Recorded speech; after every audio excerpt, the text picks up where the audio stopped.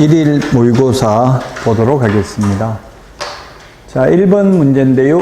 전속 중개계약, 특정한 개업공개사의 하나의 중개를 일임하는 중개계약을 전속 중개계약이라고 합니다. 연예인들이 매니지먼트사의 전속 계약 체결한 것처럼 전적으로 속한다 이 말이죠. 옳은 것입니다. 옳은 것. 1번 특정한 개업공개사의 하나의 중개를 일임하도록 하는 중개계약이 전속 중개계약이다. 맞습니다. 그 다음에 니은이 틀렸네요. 암기 프린트 43번에 아까 5번에 유효기간이 몇 개월이라고 했어요? 43번에 5번? 네, 3개월이었죠. 43번에 5번 3개월이었습니다. 3개월. 6개월이 아니고. 자, 그 다음에 디귿입니다. 자, 아까 이야기했죠. 코미디언 2주일, 일주일에 2회가 아니라 2주일에 1회 이상 업무 처리 사항을 문서로 통지해야 됩니다. 구두로 하면 안 되고 반드시 문서로 해야 됩니다.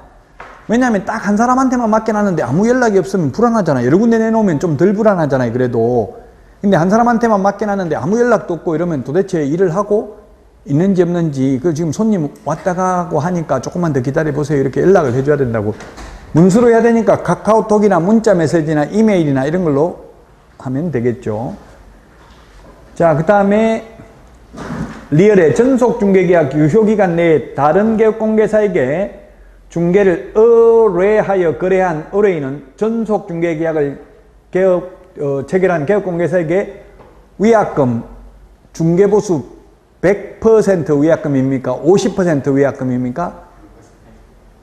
100%죠. 굳이 따지자면. 물론 법조문에 100%라고는 없지만 중개보수에 해당하는 금액이니까 퍼센트로 따지자면 100%입니다. 50%는 어디 나와요? 스스로 발견한 상대방과 거래한 경우에는 소요된 비용을 지불하되 사회통념상 상당하다고 인정한 비용만 주는데 최고 한도가 중개보수의 50%입니다. 위약금을 50% 주는 건 아니고요. 그래서 답은 4번이 정답이 되겠습니다. 자, 휴업에 대해서 틀린 것입니다. 3개월 초과해서 휴업하는 경우만 신고하면 됩니다. 1개월, 2개월은 신고 안 해도 됩니다. 출산, 임신, 징집, 입영, 치약, 질병으로 요양의 경우 6개월 초과할 수 있습니다. 그 다음에 휴업기간 변경신고는 전자문서 가능한데 휴업신고, 폐업신고는 전자문서 안 됩니다. 반납하러 가야 됩니다. 등록증 원본을. 자, 그 다음에 간판 철거는 7일 이내 하는 게 아니라 지체 없이 한다고 되어 있죠. 지체 없이. 간판 철거해야 되는 걸 명시적으로 규정하고 있는 것은 폐업, 등록 취소, 사무소 이전 3가지입니다. 휴업이나 업무 정리는 간판 철거하라는 말 없죠? 왜냐하면 휴업, 업무 정리는 최대 길어야 6개월이잖아요. 간판 철거 안 해도 됩니다. 자, 그 다음에 재개신고를 받은 등록관청은 반납받은 등록증을 즉시 반환해야 된다. 즉시라는 표현 공인중개사법에 여기밖에 안 나옵니다. 나머지는 다 지체 없이입니다. 즉시와 지체 없이가 뭔가 모르지만 다르다는 이야기잖아요. 이렇게 표현을 달리 해놓은 거는. 그래서 민원 처리에 관한 법률에 보니까 즉시란 3근무시간 안에 처리해야 되는 걸 즉시라 한다. 지체 없이는 상당한 이유 없이 지체하면 안 될 때 쓰는 표현을 지체 없이라 한다. 그럼 상당한 이유가 있으면 지체해도 되는 게 지체 없이라는 이야기입니다. 그 상당한 이유가 뭔지는 상당성은 판사가 판단합니다. 시대 상황에 따라 다를 수가 있죠. 상당한 거는. 답 4번입니다. 3번입니다. 옳은 것은 했는데 중개를 개시하기 전에 설명하는 게 아니라 중개 완성된 때 설명하고요. 그 다음에 업무 개시 후에 가입하는 게 아니라 업무 개시 전에 가입해야 되고요. 자, 그 다음에 과실과 관계없이가 아니라 고의과실이 있는 경우만 손해배상 책임이 있습니다. 또는 장소 제공하거나 또는 직원, 고용인의 고의과실이 있는 경우. 그 다음에 공탁금은 3년간 회수할 수 없습니다. 답은 5번입니다. 장소 제공한 경우 손해배상 해야 됩니다. 다른 사람의 중개행위 장소, 그게 쉽게 말하면 빌려준 거잖아요. 자의증. 장소 제공했다는 거는. 명의는 빌려준 사람 명의로 되어 있을 거 아니에요. 개설 등록 명의는. 자, 4번입니다. 옳은 것은 했는데 등록 기준 옳은 것, 이건 지난주에 한 건데요. 사무소, 중개사무소 면적 제한은 없죠? 면적 제한은 없습니다. 건축물 대장에 기재되어 있어야 됩니다. 사용승인, 사용검사, 준공검사, 준공인가 받은 건축물은 건축물 대장에 기재되기 전에도 가능합니다. 가설 건축물, 무허가 건축물은 안 됩니다. 미등기 건물은 될 수도 있습니다. 사용권만 확보하면 되고 반드시 소유권을 확보해야만 하는 것은 아닙니다. 바닥면적 합계가 30제곱미터 미만인 경우 1종건생, 500제곱미터 미만이면 2종건생, 500제곱미터 이상 업무시설, 1000제곱미터 이상 판매시설에서만 가능하고요. 아파트에서는 중개업 안 됩니다. 대표자, 임원 또는 사원, 전원이 직무교육을 받는 게 아니라 무슨 교육 받아야 돼요? 실무교육 받아야 됩니다. 자, 그 다음에 사회적 협동조합은 영리법인이 될 수 없습니다. 4번이 정답이네요. 사용권을 확보하면 된다. 꼭 건물주이어야만 하는 건 아니다. 남은 건물에 개업할 수도 있다. 5번 대표자는 공인중개사이어야 하며 대표자를 제외한 임원 또는 사원의 2분의 1이 아니라 3분의 1. 3분의 1이라는 숫자 암기 프린터 56번에 3분의 1에 보면은 동그라미 1번 법인의 등록 기준, 임원, 중개사 비율 이렇게 적어놨죠? 암기 프린터 56번 2분의 1, 3분의 1, 5분의 1, 10분의 1 있잖아요. 그 3분의 1에 동그라미 1번 밑줄 지놓으시라고요. 암기 프린터 56번에 3분의 1에 동그라미 1번. 자, 인터넷을 이용하여 표시 광고할 때 명시해야 될 사항이 아닌 것은 했는데 답은 2번입니다. 암기 프린터 25번에 보면 우리 표시 광고할 때는 뭘 해야 돼요? 성명, 소연 등. 성명, 소연 등이고요. 여기에다가 인터넷 표시 광고하려면 성명, 소연 등 외에 5가지를 추가해야 됩니다. 소면, 종가형. 이걸 추가해야 되고요. 또 인터넷 표시 광고를 하면서 건축물인 경우는 8가지를 더 추가해야 됩니다. 8가지가 뭐냐면 총사방, 개개, 입주간. 암기 프린트 25번에 있습니다. 성명, 사무소 명칭, 소재지, 연락처, 등록번호 적어야 됩니다. 표시 광고하려면. 인터넷 표시 광고하려면 이 5가지 외에 중개사물의 소재지, 면적, 종류, 가격, 거래 형태를 추가로 더 명시해야 되고요. 또 인터넷 표시 광고하면서 건축물인 경우는 8개를 추가해야 된다. 총청수, 사용승인, 사용검사 받은 날, 방향, 방의 개수, 욕실 개수, 입주 가능일, 주차 대수, 관리비까지도 명시해야 된다. 답 2번입니다. 건축물 소유자까지 광고할 필요는 없잖아요. 누구 건물이다 이런 거는 말할 필요 없죠.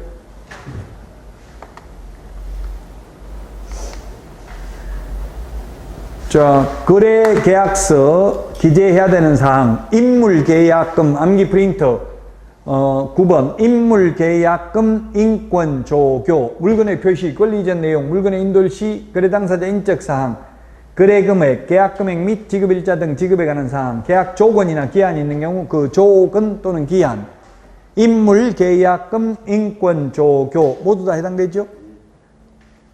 5번입니다. 기출문제입니다. 이거 7번 보조원에 대한 설명으로 틀린 것입니다. 요거는 기출문제 아니고 개정된 문제입니다. 보조원 고용 숫자는 개공, 소공을 합한 숫자의 5배수를 초과해서 고용하면 안 되고요. 초과해서 고용하면 1년 이하 이전역이나 1,000만 원 이하의 벌금이며 등록을 반드시 취소하여야 한다. 초과해서 고용하면. 고용관계가 종료된 때는 7일 이내에 신고하는 게 아니라 며칠 이내에요? 10일이죠. 10일 한번 찾아봅시다. 암기 프린터 요약집 문제풀이책 다 가져오세요. 40번에 동그라미 2번에 있죠? 40번에 동그라미 2번.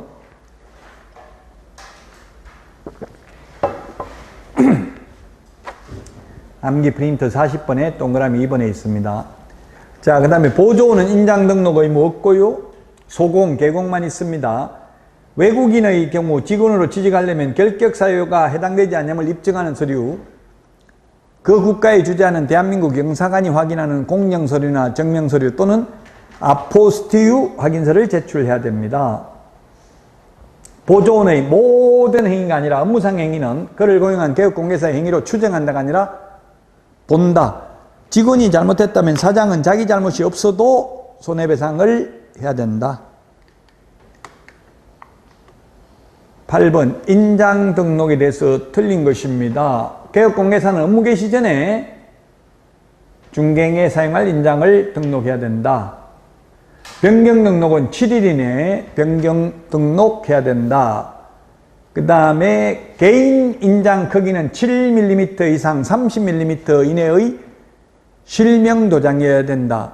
아바타, 닉네임, 예명, 가명은 안 되죠. 봉선화 연정 부른 현철 선생 돌아가시는데 본명 현철 아니죠? 현철 이렇게 하면 안 된다고요? 본명 뭐예요? 본명 뭔지 알아요? 뭔지 모르겠는데 본명은 아니더라고. 대부분 가수들이 나훈아, 너훈아 다 본명 아니죠. 실명 도장해야 됩니다. 가명, 예명은 안 됩니다. 1942년생이더라고. 벌써 83살이셨어요.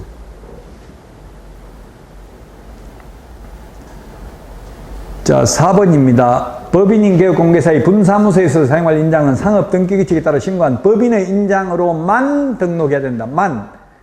잘 모르면 시험에 만, 뿐, 하나여, 절대로 어떤 경우에도 이런 말 나오면 그건 80% 정도는 X입니다. 왜냐하면 예외 없는 규칙은 없다라는 법명은 있습니다. 그래서 민법에도 보면 그래서 항상 다만, 단수조항이 있죠. 예외가. 법인 인장으로만 하는 게 아니라 법인의 대표자가 보정하는 인장을 등록할 수 있다. 그래서 4번이 답이고요. 그 다음에 법인의 경우 법인 인감도장해야 됩니다. 법인 대표자 인장이 아니라 법인 인감도장해야 됩니다. 법인 인감도장. 법인 대표자, 자연인 아니고요. 법인 인장을 등록해야 되니까 법인 인감증명서 제출로 가름합니다. 인감도장이어야 하니까.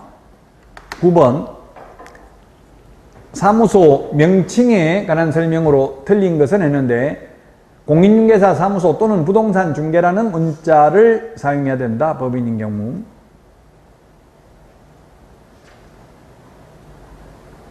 맞습니다. 그 다음에 5개 광고물, 간판이 5개 광고물입니다. 5개 광고물은 설치할 의무를 부담하지 않는다. 간판 달아야 된다. 이런 규정은 없다고요. 이것도 헷갈리는 게 현실적으로 가보면 간판 안 다는 중개사무소 있어요? 없어요? 다 달아놨죠?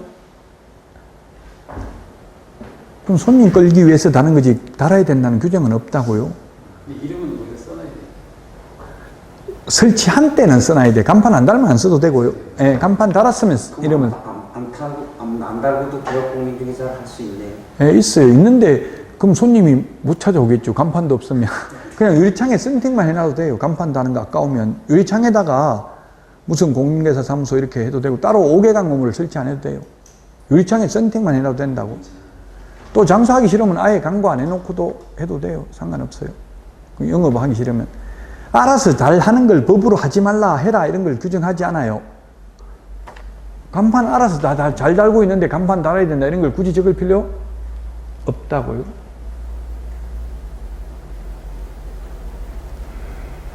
그 5개 광고물 안 달아도 되는데 5개 광고물을 만약에 설치했다면 설치한 5개 광고물에는 연락처를 표기해야 되는 게 아니라 성명, 간판 실명제라고 성명을 표기해야 됩니다. 연락처는 안 적어도 됩니다. 등록번호 안 적어도 됩니다. 성명, 간판 실명제입니다. 이름을 적으면 약간 공신력이 있다는 이야기입니다. 자기 이름이 걸려있는데 사기치기는 좀 어렵다고 본 겁니다. 그래서 식당 같은 거 보면 할매집, 할머니 사진까지 붙어 있는 경우도 있잖아요. 나이 많은 사람. 그럼 왠지 좀 공신력은 있어 보이더라고요. 자기 얼굴까지 그거 걸어놓고 음식 사기치지는 않을 걸로 보는 거죠. 3번이 정답이고요. 4번 개업공개사가 아닌 자가 공인중개사 사무소라는 명칭을 사용한 경우 철거명령할 수 있다. 불법 간판 달고 있으면 무등록 중개업자가 공인중개사 사무소 간판 달고 있으면 등록관청이 나와서 간판 철거명령 내릴 수 있고 사무소 폐쇄명령 내릴 수도 있습니다. 개업공개사 아니라 하더라도. 5번 개업공개사가 아닌 자는 중개사물에 대한 표시 광고를 하여서는 아니 된다. 하게 되면 1년 이하의 징역이나 1,000만 원 이하의 벌금입니다. 그래서 보조원 명의로 광고를 하면 1년 이하의 징역이나 1,000만 원 이하의 벌금이고요. 개업 공인중개사 명의로 광고하면서 담당 보조원 해가지고 박용덕 이렇게 해서 적어놓으면 100만 원 이하의 과태료죠. 보조원 이름을 추가로 적으면 100만 원 이하의 과태료. 아예 사장 이름은 안 적고 보조원 이름으로만 광고하면 1년 이하의 징역이나 1,000만 원 이하의 벌금이라고요. 제가 시험에 이게 광고라는 말 들어가는 게 반드시 벌칙이 시험에 나온다고 했죠. 높은 가격으로 표시 광고를 유도하여 개업공개사의 업무를 방해하면 3년 이하의 징역이나 3,000만 원 이하의 벌금입니다. 우리 아파트도 10억으로 올리라, 15억으로 적어라 무조건 이렇게 강요하면 3년 이하의 징역이나 3,000만 원 이하의 벌금이고요. 개업공개사가 아닌 자가 표시 광고하면 1년에 1,000만 원, 부당한 표시 광고, 허위매물, 미끼매물, 낚시매물, 가짜매물 올리면 500만 원 이하의 과태료. 광고하면서 성명, 소연 등 이런 거 누락되면 100만 원 이하의 과태료. 보조원 이름 적어도 100만 원 이하의 과태료. 자, 10번입니다. 틀린 것입니다. 이거 봤겠죠? 1번 중요하죠. 옛날에는 집행유예기간만 결격사유인데 지금은 유예기간 경과 후 2년간 결격사유입니다. 집행유예. 자, 그 다음에 중개보조원은 개공, 소공을 합한 숫자의 5배수를 초과해서 고용하여서는 아니 된다. 그리고 보조원은 보조원이라는 사실을 미리 고지해야 된다. 알려야 된다. 보조원이라는 사실을. 4번이 답이네요. 요거는 기출문제 아니고 개정된 내용입니다. 초과해서 고용하면 등록 취소하여야 합니다. 할 수 있는 게 아니라 1년 이하의 징역이나 1,000만 원 이하의 벌금입니다. 5번 개업공개사는 주택임대차 계약을 체결하는 중개의뢰인에게 임대인이 납부하지 아니한 국세, 지방세, 열람을 신청할 수 있다는 사항을 설명해야 된다. 이 세금은 임대차 계약을 체결하려는 자는 주인 동의가 있어야 열람할 수 있고요. 임대차 계약 체결하고 나면 주인 동의 없이도 열람할 수 있습니다. 근데 중요한 거는 이미 계약 체결하고 나서 열람해봐야 의미가 없잖아요. 계약 체결하기 전에는 주인 보고 떼오라 하든지 아니면 그 세입자 될 사람이 뗄 수 있도록 동의를 해주거나 둘 중에 하나는 해줘야 된다고요. 국세, 지방세, 아까 전입세대 확인서, 그 다음에 그 확정일자 부여 현황. 확정일자 부여 현황 때로 왔습니다. 이러니까 그 정보제공 요청서라고 서식을 주더라고요. 정보제공 요청서가 그게 확정일자 부여 현황이에요. 그게 다가구 같으면 전부 다 나와 있다고. 다가구면 언제 전입했는지, 뭐 100일로 언제 전입했다. 그걸 전부 다 알면 이름 다 나와 있고요. 차임이 얼마인지 이런 것까지 다 나와 있더라고. 보증금이 얼마, 월세 얼마 이런 것까지 다 나와 있어요. 그런 걸 강화함으로써 이제 전세 사기 피해를 어느 정도 막을 수 있다는 이야기예요. 근데 문제는 전세 사기 피해를 입힌 사람이 전부 민간임대주택 특별법에 의한 민간임대주택으로 등록된 사람이 많대. 그게 등록돼 있으면 세제 혜택이 많잖아요. 지금 세제 혜택은 받고 있대요. 오히려 전세 사기 피해를 입힌 사람도. 왜냐하면 확정 판결, 유죄가 확정되어야 임대사업자 등록을 말소할 수 있다 이런 규정이 있나 봐요. 아직 확정 안 된 상태는 말소 못하는 거예요. 지자체장 마음대로. 소송의 계류 중이라도 아직 무죄가 나올 수도 있잖아요.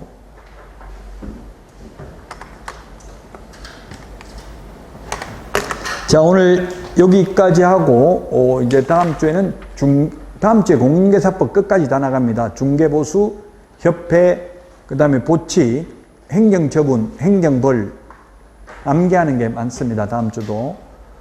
예, 다음 주에 찾아뵙고 마치도록 하겠습니다. 수고하셨습니다.